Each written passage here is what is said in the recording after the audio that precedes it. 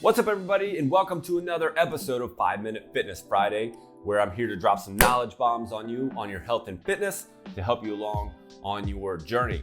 Today, we're going to do an extension of last week's episode. We'll go over that in a second, but first I'm going to get my timer started. Since I didn't have to do 50 mountain climbers last week, I might as well carry that forward from last week as well. We have 5 minutes to get this in. I don't think today will be a problem, but 50 mountain climbers on the docket if I don't get it in. Here we go. 3, 2, 1, launch time. So last week, like I said, we talked about 3 things that you need to do in order to get yourself to 100 and live healthfully. That's a word. In other words, how do you get to 100 and still be able to move, still have plenty of energy, still be vital, still have plenty of mobility? And there were 3 things. So let me review those again real quick. Number 1, don't smoke. Number 1B, don't binge drink. Number 2, surround yourself with a diverse group of people. Get yourself outside of your normal social demographic. And then number 3, put yourself in an environment that is conducive to activity and exercise. Okay? So that's a review of last week, what you can do to get to 100 and live at 100 in a vital state, actually be able to move and be active. Today, we're going to talk about what you need to do in order to age quicker. So the question that I asked after last week's episode is, okay, if those are the 3 things that we need to do and we need to implement in order to live to 100 and be able to move well at 100, have plenty of abundant energy, what is one thing, the most important thing that we need to do to age faster? Or what's the thing that is highly correlated to aging fast? Okay, I had to stumble a little bit to get that to make sense, so I'll say it one more time. What's the one thing that is most highly correlated to aging quickly? And one thing continuously popped up. There are a whole lot of things that pop up if you research how to age quickly. Not that most people research that, but there was one thing that continuously popped up. Everywhere I looked, it was always mentioned, and there were a bunch of research studies and a bunch of articles that showed that this is the number one thing that's correlated to aging quicker. And I think it's going to surprise a lot of people because most people relate things like nutrition and things like, I don't know, high stress. Those things are definitely important, but it wasn't that. The number one thing to aging quick that showed that people age faster was living a sedentary lifestyle. The number one thing was living a sedentary lifestyle. In other words, the more you sit, the faster you age. Like we talked about last week, you have to start shifting your mindset from age makes my health go down to how I treat myself as I age will determine how I am whenever I'm 80, 90, 100 years old. So if you sit a lot, the average person sits 10 hours a day. That's a lot of sitting.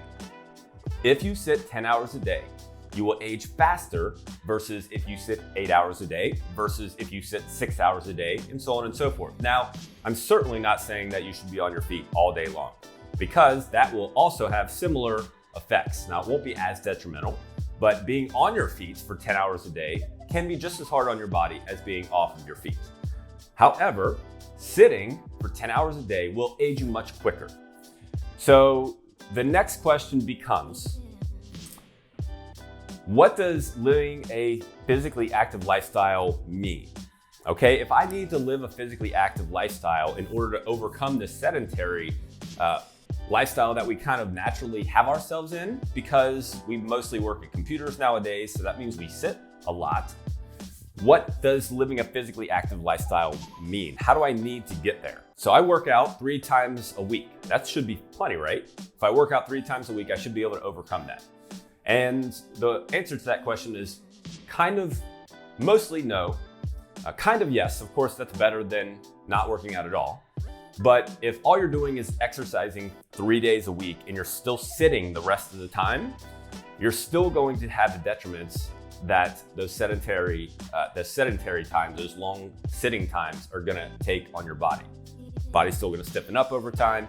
Your organs are gonna slow down. Your metabolism is gonna down regulate. all of those things are still going to happen.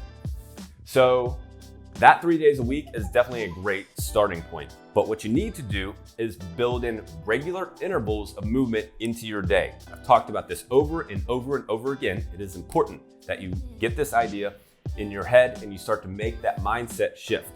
Exercise, yes. Also, regular intervals of movement throughout your day. Here's a simple way to do it. I didn't make 5 minutes, by the way, because it's gonna go off right now. There it is.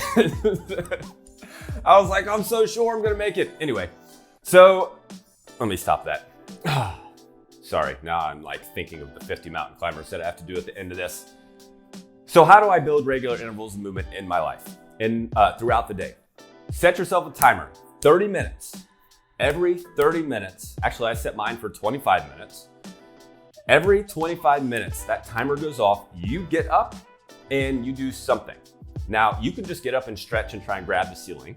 Just give yourself a nice big stretch, grab the ceiling, stand up tall, and sit back down. If that's all you really want to do, and that is at least enough to tell your body that you're not gonna sit for 10 hours, that you're actually gonna get up and allow it to flow and allow the fluids to flow and the blood to flow.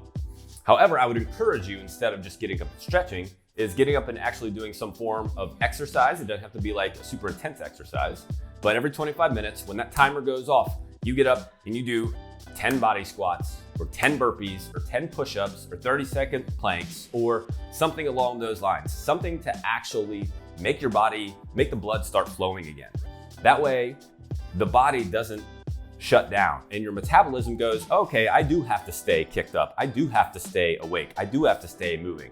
Otherwise, like I said, it will down-regulate. And not only does that mean extra weight gain, but that also means over the long term that the aging process is gonna be much harder on you. Okay, so now that I have 50 mountain climbers to do, that is the end of today. And again, just in the front of my mind, I'm just visualizing this 50 mountain climbers right now. So make sure that you're implementing that strategy, that movement hygiene strategy of 30 minutes, every 25 to 30 minutes, setting a timer and getting up and moving so that the aging process is much better on you and you're not aging faster. Okay? And until next time, just make sure that you're implementing that to give your body a break. Check out more of our health and fitness videos on YouTube, Facebook, and Instagram. Be sure to like, follow, or subscribe so you never miss out on our new content posted daily that contains life-changing strategies.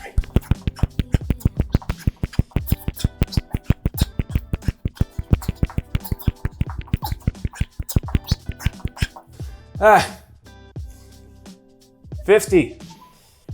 You happy?